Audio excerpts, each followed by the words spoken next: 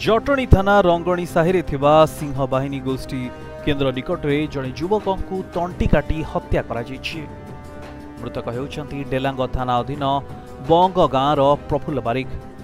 काहींकि तांकु हत्या करागला एहार कारण वर्तमान तदंत परिसरभुक्त।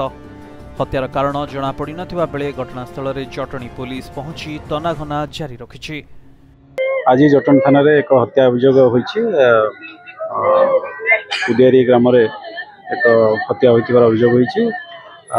हत्यार तदंत आरंभ करिछु। साइंटिफिक टीम घटनास्थल परिदर्शन करछन्ती। घटनास्थल आईआईसी एवं मु अच्छु।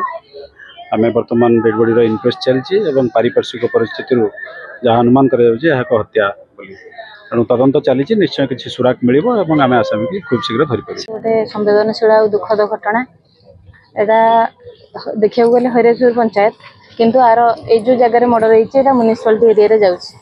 दीर्घ किसी वर्ष है जो सीमा बद लगी रही या फल पुलिस प्रशासन हो ब्लॉक प्रशासन हो ए साधारण जनता ही बड़ी पड़ती।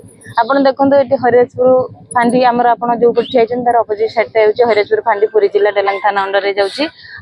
आम जो गोटे घटना घटी से जटणी म्यूनिसिपालिटी एरिया जाऊँगी। जो सरकार अर्थ खर्च कर जो कम्युनिटी हॉल हो जो भाया हो जार तदारख आपरे एवं बेसी मात्रा हूँ निशार जो कारबार जो अनैतिक निशा कारबार चली पुलिस प्रशासन पेट्रोलिंग भी कम रोचे।